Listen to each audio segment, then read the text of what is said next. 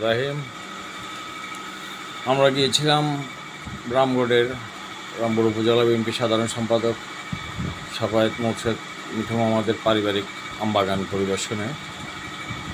আমাদের সাথে ছিলেন আমাদের কিছু ব্যবসায়ী বন্ধু ভাই, ওনারা বাড়িয়ার ফেনী থেকে এসেছিলেন। এবার পাহাড়ে আমের বাম্পার ফলন হয়েছে মাশাআল্লাহ। বাহারি বিভিন্ন রকম আম এবং বিভিন্ন রকম ফল, বাজার পরিপূর্ণ বিভিন্ন মৌসুমি ফলে আলহামদুলিল্লাহ। আম, কাঁঠাল, আনারস হাটবার বাজারে দাঁড়ানোর অবস্থা থাকে না। বিভিন্ন প্রজাতির ফলের সমারোহ বাজারে থাকে, দামও নাগালের মধ্যে আছে আলহামদুলিল্লাহ। তো আমরা বাগানটি পরিদর্শনে গিয়েছিলাম কিছুদিন আগে। তো গিয়ে যেটা দেখলাম, এবার অন্যান্য বারের তুলনায় এবার আমের ফলন অনেক ভালো, অনেক সুন্দর।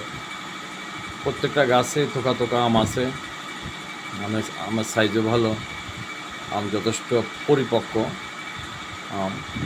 এটি শুধু রামগড়ের চিত্র না, এটা আমরা পুরো খাগড়াছড়ি বা তিন পার্বত্য চট্টগ্রামে যেসব জায়গায় আম এবং মৌসুমি ফল আদি চাষ হয়, সকল জায়গায় এবার আমের ফলন মোটামুটি ভালো, যথেষ্ট ভালো। পাহাড়ের এই সুমিষ্ট আম, বিশেষ করে আম্রপালি আম, যেটা আম্রপালি বলি আমরা, আমাদের এখানকার ভাষা আম্রপালি বলা হয়। এটি এই মাসের শেষের দিকে বাজারজাত শুরু হবে বাণিজ্যিক ভিত্তিতে।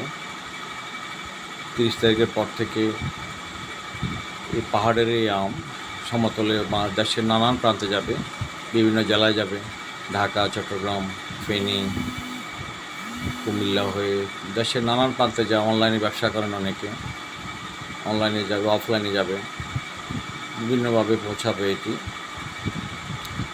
তো এই আম খুবই স্বাদের আম, যা জানেন, খুবই সুমিষ্ট আম।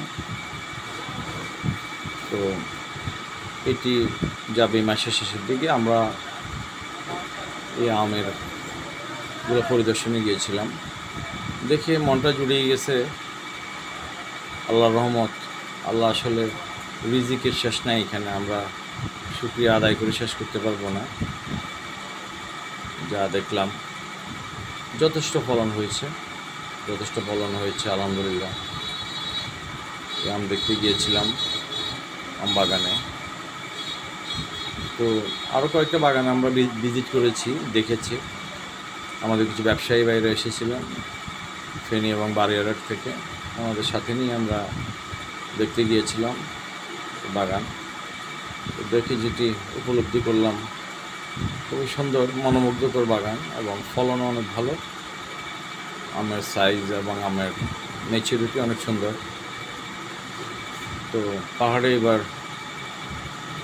আমের ভালো ফলন হয়েছে।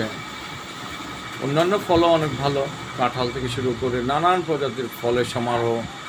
বাজার বার দিন হাট বারে দাঁড়ানোর জায়গা থাকে না, নানান প্রজাতির ফল ফলাদি বাজার একদম পরিপূর্ণ থাকে, চেয়ে থাকার মতো আসলে এই সময়টায়।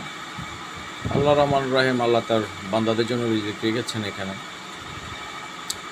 বরাবরই যেটা হয়, পাহাড়ের এই উর্বর ভূমিতে বিভিন্ন ফলের সমারোহ থাকে। এটা আসলে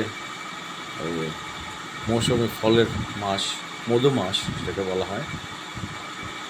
আলহামদুলিল্লাহ, মধু মাসে আল্লাহর রহমত, আসলে এখানে কোনো কিছুর কমতি থাকে না, আলহামদুলিল্লাহ।